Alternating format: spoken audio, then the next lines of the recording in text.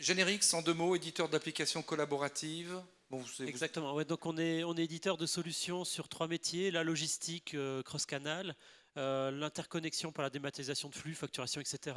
Et un 3e métier qui me semble très important dans le débat aujourd'hui, c'est la gestion du panier cross-canal. Donc on est spécialisé sur ce panier cross-canal dans sa valorisation, donc tout ce qui va toucher à la fidélisation, à la promotion, et donc comment centraliser ces éléments-là pour les rendre accessibles partout. Spécialisé dans ce panier cross-canal, comment l'emmener d'un canal à un autre, gérer du web to store, store to web, etc. Et comment, dans ce panier cross-canal, on peut l'amener à de l'orchestration marketing et relier donc, des actes de vente avec des actes de communication.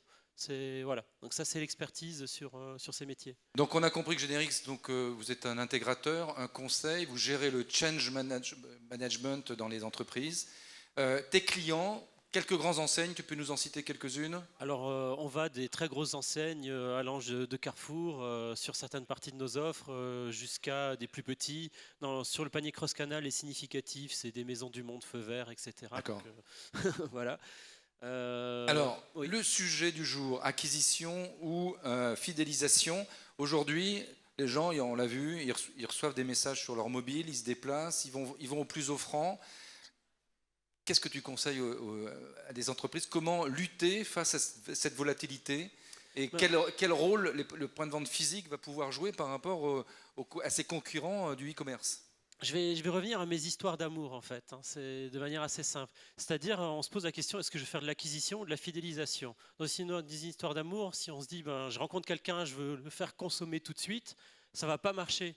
Et en fait, dans l'histoire d'amour, en fait, on va d'abord créer de l'attachement, créer de la fidélisation. Et reposer fidélisation et acquisition, pour moi, c'est un faux débat. C'est-à-dire qu'en fait, ce qu'il faut, c'est d'abord créer de l'attachement, et après, on pourra acquérir le client, il aura une première phase d'attachement, et on va faire grandir les phases d'attachement. Mais c'est d'abord le mot engagement, en fait, qui doit être clé aujourd'hui. C'est pas acquérir ou fidéliser, c'est engager, et engager plus, qui derrière peut générer des ventes derrière. Philippe? Ah non, je vais vous en donner un deuxième. Non, mais c'est vrai que l'engagement, c'est la notion la plus évidente. Mais on reviendra très vite aux basiques du commerce. C'est le bon produit au bon moment, dans le bon lieu. Donc il faudra qu'on ait les bons produits, qu'on génère les bons instants et qu'en plus on ait un bon parc de magasins. Sinon, ça ne marchera pas. Et puis, et après, je crois beaucoup à la marque qui sera virale. C'est-à-dire que les gens vont tomber amoureux naturellement en y prenant goût. Et c'est à nous de les rendre addicts. C'est-à-dire au départ de donner un peu cette drogue gratuite. C'est comme ça qu'on vend la cocaïne. C'est la première dose est gratuite. Et puis après, on monte en puissance et puis le prix augmente. Et quand on est addict, on ne peut plus s'en passer.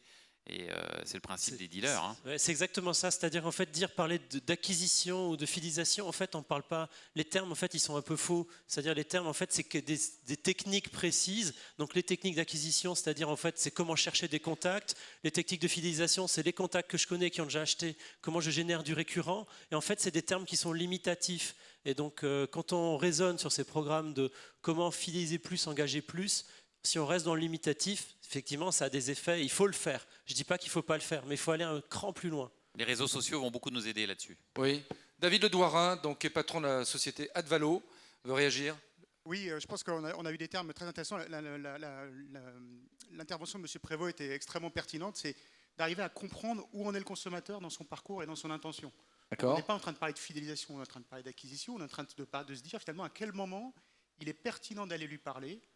Soit sans offre, parce qu'on a prédit qu'il était capable d'acheter, qu'il allait acheter, soit au contraire avec une offre pour le réactiver. Donc il faut être vraiment en mesure de qualifier le moment du client. Est-ce qu'il est dans un moment relationnel, donc quelque part il s'intéresse à la marque mais de façon suffisamment soft, il est en face de lèche-vitrine, ou est-ce qu'il est dans un moment transactionnel, c'est-à-dire que là on détecte par sa présence sur le site, parce qu'il regarde des disponibilités, des horaires de magasins, etc., on détecte que là il est chaud, il est entre guillemets prêt à acheter. Et donc c'est à ce moment-là qu'il faut être capable de déployer une stratégie qui va être une stratégie d'accompagnement du consommateur, on va dire du digital. Alors, qui détermine le moment clé, l'instant T? Alors, ça, quand on a des milliers de clients, ça doit pas être simple. Ça, justement, c'est la donnée qui nous le dit. C'est-à-dire qu'on va capitaliser sur à la fois des données de comportement sur le site, à la fois des données d'achat en magasin, et avec des modèles statistiques, on va chercher à identifier à partir de quel moment il passe du lèche-vitrine au moment transactionnel. Et donc, c'est là qu'on va chercher à agir. René, chez Speedy, comment ça se passe concrètement pour trouver cet instant T où vous allez communiquer avec vos clients? Nous, c'est relativement facile. Nous sommes dans une profession anarchique. Nous sommes considérés comme des voleurs. Il y a plusieurs métiers comme ça. Et l'automobile, malheureusement, quand on va chez le garagiste, on n'est jamais très content. Et donc, vous êtes d'autant moins content quand vous êtes en panne. Donc, nous, notre stratégie de communication avec le consommateur, ce n'est pas pour lui donner un prix le plus bas. Il y aura toujours mieux disant que nous. C'est pour lui offrir un service qu'il n'aurait pas eu chez d'autres prestataires. Donc, en gros, on se sert de la connaissance du client pour ses moments d'achat, mais on se sert de la connaissance de l'automobile pour les moments de réparation. Qui, ici dans la salle, serait mécontent d'avoir un SMS après venu chez nous pour lui dire que dans un mois, il a son contrôle technique à faire et est-ce que vous voulez qu'on s'en occupe pour vous et ce gratuitement? Ça s'appelle du service. Et la communauté client qu'on a qu'à faire, c'est une communauté de service. Et ça, les autres ne l'offrent pas encore. Peu de réseaux ont 2 200 000 clients référencés. Oui, Philippe? Je pense qu'on vient d'appuyer sur un autre mot-clé de cette journée, c'est la puissance servicielle. Et je pense ça, c'est pas nouveau, ça. Ben non, mais c'est pas que ça soit nouveau, mais le service demain va être parfois plus important que la notion de produit lui-même. Alors, Gilles Nectou, quelques chiffres justement que tu peux nous donner sur fidélisation, acquisition. On dit en général que l'acquisition coûte 3 fois plus cher que la fidélisation.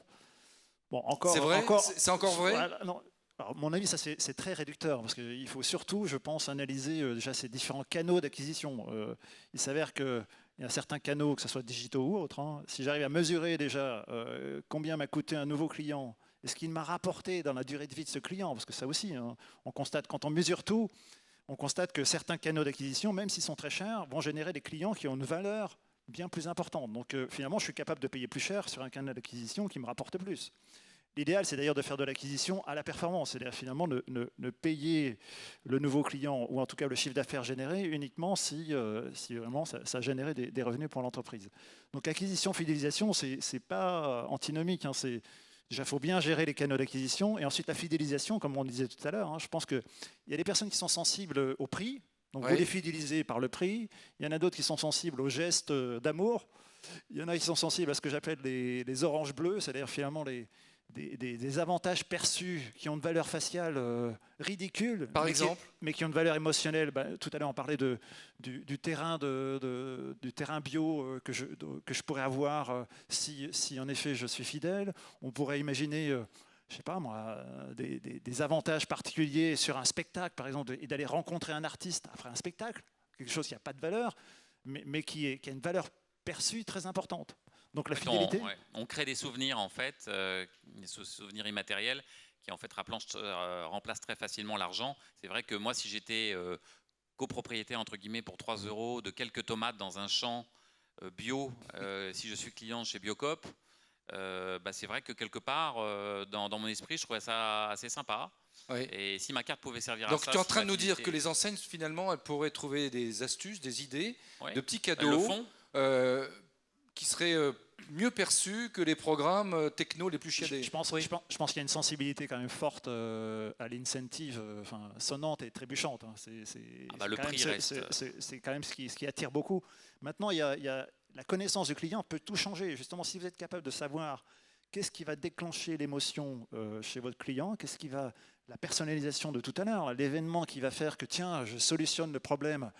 J'avais plus d'essence, on me propose de l'essence, comme on l'expliquait tout à l'heure, de façon un peu personnalisée. Là, je suis dans un registre qui n'est plus un registre transactionnel, qui est un registre émotionnel. On segmente, en fait, on doit segmenter nos clients. Éric Le Bailly. Oui, donc si on revient au titre de la table ronde, là, acquisition ou fidélisation, bien évidemment, c'est les deux, mon capitaine. Ce que j'observe, moi, chez tous les retailers que l'on accompagne, c'est l'enjeu de réconcilier toutes les données qu'on peut collecter sur le parcours client. En amont, évidemment, il y a toute la préparation de l'achat sur le web. Et donc, il y a toutes les équipes web, il y a des responsables acquisition, des responsables fidélisation web. Voilà. Et à côté, on a souvent dans une autre équipe, et parfois avec pas le même patron, des équipes CRM qui s'occupent des clients, cartes de feed, etc. Donc, il y a un gros enjeu pour réconcilier la data sur le web et la data CRM. Donc, on est maintenant sur des DMP, des data lakes, des choses comme ça. Il y a la technique qui est importante, mais ce n'est pas la seule chose. C'est-à-dire que les gens qui bossent sur le web sont des gens qui sont nés dedans, qui sont très jeunes, en tout cas bien plus que moi. Les gens du CRM ont des ADN différentes et en fait, il faut arriver à réconcilier non seulement la data, mais à faire travailler ces gens ensemble pour qu'on puisse partager les données, reconnaître un client qui a une carte de feed et qui est en train de surfer sur le site web sans s'être identifié. Voilà, on est sur ces enjeux-là d'optimisation du coût d'interaction avec des clients qu'on connaît déjà parce qu'on pense que ça peut être un prospect alors que c'est un client qu'on a déjà en base de données, par exemple. Alors, David Ledouarin d'Advalo et ensuite Christophe Kunert de Generix. Oui, c'est ce qui a été dit extrêmement important, c'est qu'on est vraiment dans une convergence entre, d'une part, des équipes qui sont des équipes CRM, qui connaissent très très bien leurs clients, qui ont bien travaillé la data, et puis d'autre part, des équipes digitales qui ont historiquement plutôt travaillé sur des logiques d'acquisition client. Et aujourd'hui, ces deux mondes-là sont en train de fusionner. C'est le même client qu'on cherche. Jusqu'à présent, ils ne se parlaient pas. Jusqu'à présent, ils ne se parlaient pas. Et aujourd'hui, d'ailleurs, ils ne se parlent pas dans une majorité d'organisations. Et donc, l'enjeu, c'est d'arriver à créer des équipes moutons à 5 pattes qui ont à la fois une compréhension de la data et donc principalement qui ont un historique CRM, mais qui sont capables de la déployer là où se trouve le consommateur. Et le consommateur, aujourd'hui, il ne se trouve plus dans vos emails. Il se trouve sur AdWords, il se trouve sur Facebook, il se trouve sur les bannières. Et donc, il faut être capable de déployer sa CRM sur le parcours du client pour être beaucoup plus pertinent. Et c'est là où je vous rejoins, c'est que acquisition, fidélisation, c'est même plus utile d'en parler. C'est même plus un sujet. À quel moment on doit parler à notre consommateur et pour finalement être capable soit de le faire revenir alors qu'il avait complètement oublié l'enseigne parce qu'il avait consommé chez vous il y a 5 ans, soit pour le faire revenir fréquemment et là, en l'occurrence, bénéficier de son parcours naturel sur vos sites. Christophe Kunert. C'est très intéressant ce débat d'équipes séparées, etc. Parce qu'en fait, ces séparations viennent d'un parcours client qu'autrefois on morcelait, qui était très linéaire. C'était vraiment le funnel. J'ai un potentiel, j'ai derrière des gens qui me connaissent, ces gens qui me connaissent derrière, ils sont intéressés, etc., etc. Et en fait, ce funnel, il n'existe plus aujourd'hui. On n'est plus du tout dans une approche linéaire d'un parcours client. C'est-à-dire quelqu'un peut très bien être très fidélisé à une enseigne sans y avoir acheté. En fait, ils adhèrent aux valeurs, ils en parlent beaucoup autour d'eux, mais il n'y a pas eu l'occasion, elle est loin, etc. Et donc, il y a plein de moments, même où on va être dans des phases où on va être très fortement relié dans des achats avec une enseigne, mais peu fidèle, on va être fidèle plus tard, on va revenir, etc.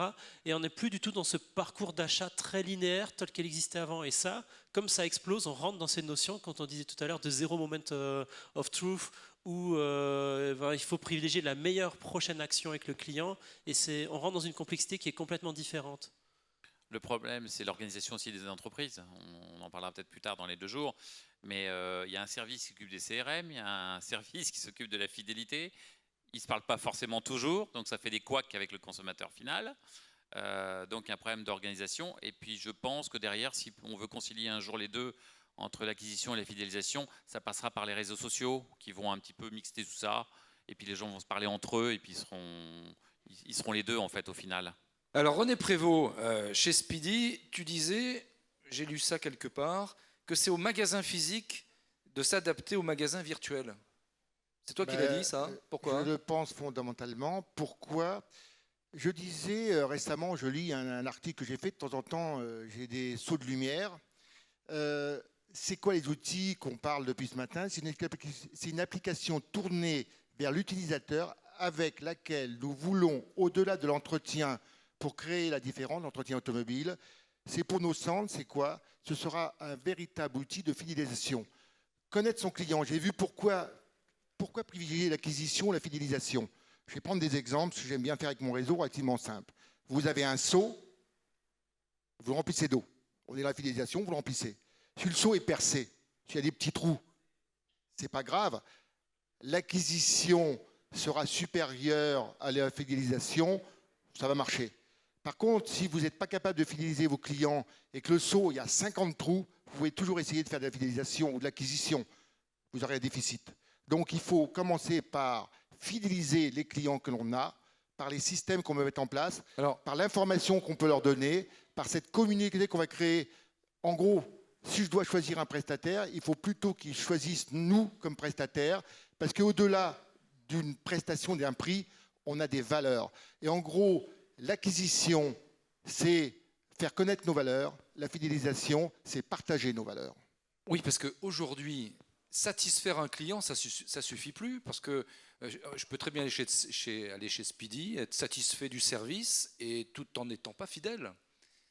C'est justement pour ça les nouvelles tendances aujourd'hui. C'est de créer des outils qui vont le rendre fidèle. C'est quoi les outils qui le rendent fidèle? J'ai connu une mutation importante, j'ai plus de 40 ans de métier. J'allais dans les magasins mettre en place les premiers ordinateurs. Alors je le faisais à la tapis. J'ai laissé l'ordinateur, je m'en allais, j'en revenais 2 mois après. Ils ne voulaient plus s'en séparer. Et ça a été des mutations complètes des pans d'activité. Il y a eu la communication de masse. Ça ne sert plus à rien, la communication de masse. Vous faites une promo à moins 25%, vous informez votre client que vous l'avez truandé une semaine avant, puisqu'il a payé le prix fort.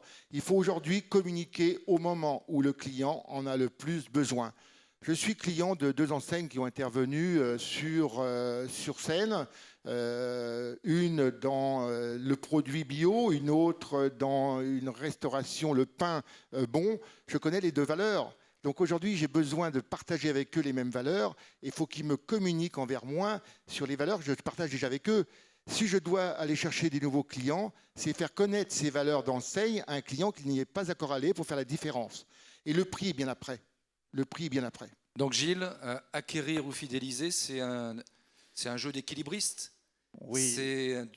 On est entre les deux. Ouais, et en même temps, on tâtonne, on le sent, on tâtonne aujourd'hui. Ça dépend des moments, et on va monter des campagnes, etc. Il n'y a pas de stratégie linéaire. Il y a pas de... Oui, puis il y a plein d'exemples et d'anecdotes croustillantes. C'était la dernière fois Copytop nous expliquait qu'en ayant dépensé 10 000 € de bonbons dans ses magasins, ne serait-ce qu'offrir un bonbon chez Copytop, donc c'est pas forcément alimentaire Copytop, eh bien son chiffre d'affaires et sa fidélisation avaient augmenté. Donc il y a quelquefois juste quelques gestes, quelques services, et encore une fois jouer sur l'émotionnel peut faire la différence. Mais encore une fois, les clients sont très différents. Il y en a qui réagissent au bonbon, il y en a qui réagissent à la réduction, il y en a qui réagissent au service ou au bonjour personnalisé. C'est là où il faut que le digital, et c'est l'avantage du digital, est capable de personnaliser à fond un programme de fidélité et finalement de proposer ce qui intéresse le consommateur et sa fibre. Pour conclure cette table ronde, les outils de mesure. On parle de DMP, etc., la dernière génération d'outils de mesure. Est-ce que ça peut aider Philippe ou Christophe? De toute façon, on est obligé de mesurer. C'est-à-dire que faire des choses sans mesurer, en gros, à la fin, voilà. Après, la question, c'est qu'est-ce qu'on cherche à mesurer? Est-ce qu'on cherche à mesurer un engagement auprès d'une enseigne? Est-ce qu'on cherche à mesurer un chiffre d'affaires généré? Est-ce qu'on cherche à générer... La question, elle est là-dedans, en fait. Éric Le Baillet.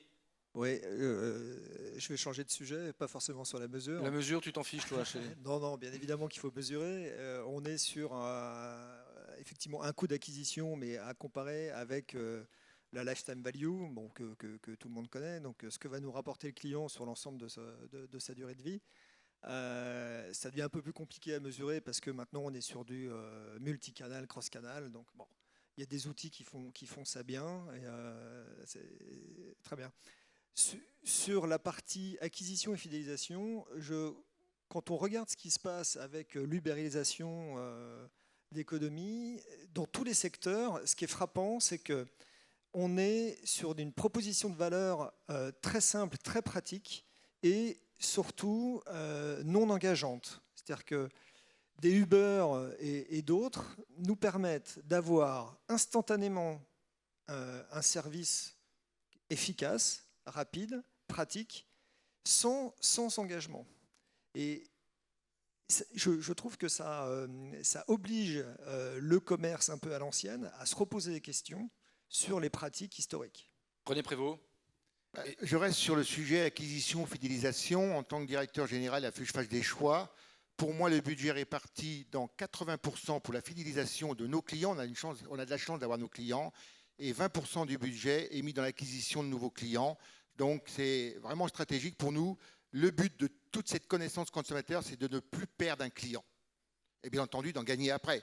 Mais si on gagne des clients et on en perd des autres parce qu'on n'est pas capable de les satisfaire, on donne en acquisition la possibilité à un client de savoir qu'on n'est pas bon. Donc, c'est vraiment ça qu'on trône dans les équipes. Fidéliser déjà les clients que l'on a et nous occuperons, avec des spécialistes, parce que je ne suis pas spécialiste, de l'acquisition. David Ledouarin, Advalo. Oui, je pense que Speedy a cette force-là, c'est que chaque client qui passe en caisse, entre guillemets, en tout cas qui va passer à l'atelier, va laisser des coordonnées personnelles. Donc on va être capable finalement de rentrer vraiment dans une relation avec ce client en particulier. On connaît son véhicule, on connaît son code postal, on a énormément d'informations pertinentes pour aller le retravailler. Et donc c'est vrai qu'on voit qu'encore des enseignes de retail qui ne demandent pas des coordonnées en sortie de caisse, ou qui vont demander un engagement dans un programme de FIT qui va être compliqué, et donc ils vont identifier 30% de leurs collaborateurs, 30% de leurs clients en caisse. Donc il faut vraiment, en tout cas, dans les magasins, favoriser l'identification de ces clients par le moyen le plus simple possible, qui est un nom, un prénom, un email au moins, pour pouvoir derrière travailler sa base de données. Ça va permettre de quoi? Et je rebondis là-dessus sur le sujet de mesure, c'est qu'aujourd'hui, on bascule une grosse partie des investissements traditionnels vers le digital, mais aujourd'hui, on mesure la pertinence de son marketing digital avec du chiffre d'affaires e-commerce. Autant dire que dans le retail, où 95% des transactions sont en magasin, on mesure à côté. D'accord? Donc ce qui est important, c'est que si on est capable de reconnaître et d'identifier ses clients en magasin, on va être capable de remonter la chaîne et de se dire qu'est-ce qui a fait qu'ils sont venus finalement dans mon enseigne? Est-ce que c'est une campagne AdWords? Est-ce que c'est un email, etc., etc. René, là-dessus? Je suis 1000 fois d'accord avec ce qu'il vient d'être dit. Pourquoi? Nous, dans nos métiers, dans notre métier, on a une connaissance du client, mais il faut connaître aussi ce que l'on va faire pour le client, c'est l'automobile. Quand vous venez dans un Speedy, il suffit que je tape les 3 numéros de votre plaque d'immatriculation pour vous dire bonjour madame, avec votre nom et votre prénom, et tout ce qu'on a fait chez nous. Demain, c'est octobre, toute votre voiture sera suivie dans un périmètre Google là-haut, et vous pourrez rentrer l'intégralité de vos factures, quel que soit le prestataire, et nous vous informerons en temps réel des obligations que vous avez à réaliser sur votre véhicule. Une révision, un entretien, tout ça, c'est ça le but réel, c'est de connaître l'utilisateur au quotidien par le nom qu'il représente, monsieur. Mais ça va jusqu'à la famille, parce qu'on travaille sur les fichiers rattachés. Vous s'appelez Madame Dupont, vous habitez 11 rue de la Roquette. Si votre fille s'appelle Géraldine et elle habite aussi avec le même nom, 11 rue de la Roquette, elle sera rattachée et les promotions qui sont offertes. Et si vous avez un enfant qui a 17 ans et qui passe son permis, il recevra le pack confiance nouveau conducteur de l'entreprise. Arnaud de InStore Digital. Oui, je voulais juste revenir en complément de ce que disait David sur la mesure. J'étais amusé du silence qu'il y a eu quand s'est posé la question de comment est-ce qu'on mesure. Il est évident que c'est fondamental de mesurer parce que sans mesure, on ne peut pas améliorer les dispositifs en place. On a beaucoup parlé de mesures au niveau de la transaction, mais on sait tous que l'ensemble des clients qui malheureusement rentrent dans les magasins ne vont pas jusqu'à la transaction. Et je voulais juste compléter en disant qu'il existe aujourd'hui, les technologies permettent de mesurer des présences, de mesurer des visites, et que donc la technologie, on a parlé du beacon, le Wi-Fi qui est massivement installé permet de le faire également, ouais. autorise à mesurer une visite en fait en donc magasin. Ça veut dire qu'on a eu 100 personnes qui sont venues ce week-end, mais il n'y en a que 10 qui ont acheté. Ouais, c'est globalement les chiffres. Et ça, c'est une donnée importante à intégrer. Éric Le Bailly. Je vais tout à fait dans ce sens-là. On s'aperçoit qu'on peut suivre énormément de choses sur le web et sur le mobile maintenant. Et que tout ce web tracking, il est quelque part plus difficile à faire pour faire du tracking de clients en magasin. Alors, il y a ces nouvelles technologies. Il y a une start-up qui fait des choses très intéressantes qui s'appelle Steam Shop et qui permet d'identifier les clients via leur mobile. Donc le mobile reste de toute façon le device très important pour pouvoir regarder le parcours du client entre les rayons et pouvoir capitaliser sur l'ensemble des interactions du client en magasin. Donc oui, l'identification des clients en magasin, comme on peut le faire sur le web, c'est quelque chose de clé. Et donc on en revient à ce qu'on disait tout à l'heure, réconcilier le parcours du client sur le web et le parcours client magasin. Allez, on conclut. Gilles Nectou et Christophe Kuhner. C'est en fait dans le monde digital la mesure très précise d'un parcours client depuis sa recherche de mots-clés jusqu'à ce qu'il a acheté chez le marchand. Aujourd'hui, ça existe en effet depuis longtemps dans le monde digital. Ce qui était compliqué, c'est d'arriver à mesurer la même chose du digital dans le physique, c'est-à-dire d'être capable de dire la vente qui a été faite dans ce magasin-là, elle a été faite originellement par une recherche de mots-clés dans Google et d'arriver à tracer complètement la chaîne pour être capable de mesurer absolument tout entre digital et physique. Et ça, c'est en train d'arriver de plus en plus, d'une part avec en effet les technologies Beacon et autres qui permettent de mesurer la présence et la visite en magasin, et puis surtout en analysant les données de paiement, parce que l'accès aux données de paiement devient aujourd'hui possible, donc d'être capable de voir en effet qu'une personne qui venait du monde digital a acheté en magasin et de relier tout ça de façon pertinente. Christophe Kuhner. Oui, moi, il y a un point qui me semble hyper important et je pense que ça peut être intéressant en conclusion, c'est effectivement cette identification client. C'est-à-dire, en fait, on cherche à fidéliser qui? Est-ce qu'on cherche à fidéliser que les clients encartés?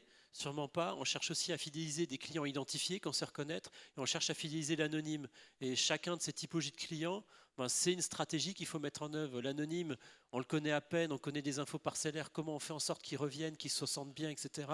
L'identifié, lui, on sait qui il est, on peut faire des programmes, des cadeaux, des machins, sans même lui dire qu'il est encarté. Et l'encarté, lui, c'est le plus. Et c'est très intéressant d'avoir des stratégies sur ces trois aspects.